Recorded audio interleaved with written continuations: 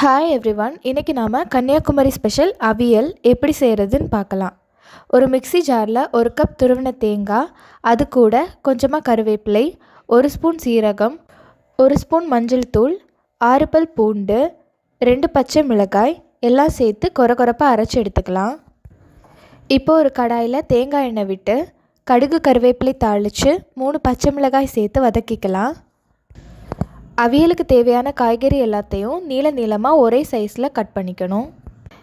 இப்போது கட் பண்ணி வச்சுருக்க காய் எல்லாத்தையும் ஒவ்வொன்றா எண்ணெயில் போட்டுக்கலாம்.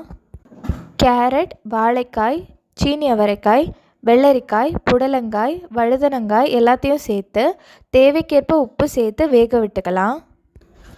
காய் எல்லாம் வெந்ததும் அரைச்சி வச்சுருக்க கலவையை சேர்த்து 2 நிமிஷம் மூடி போட்டு வேக விட்டுக்கலாம். 2 நிமிஷத்துக்கு அப்புறம் ஒரு கிளறி புளிப்புக்கு தேவையான தயிர் இல்லைன்னா புளி கரைசல் சேர்த்துக்கலாம். நான் தயிர் சேர்த்துருக்கேன். இப்போது ஒரு 5 நிமிஷம் லோ ஃப்ளேமில் வச்சு வேக விட்டுக்கலாம். கடைசியாக கருவேப்பிலை சேர்த்து இறக்கிக்கலாம். சுவையான கன்னியாகுமரி ஸ்பெஷல் அவியல் ரெடி.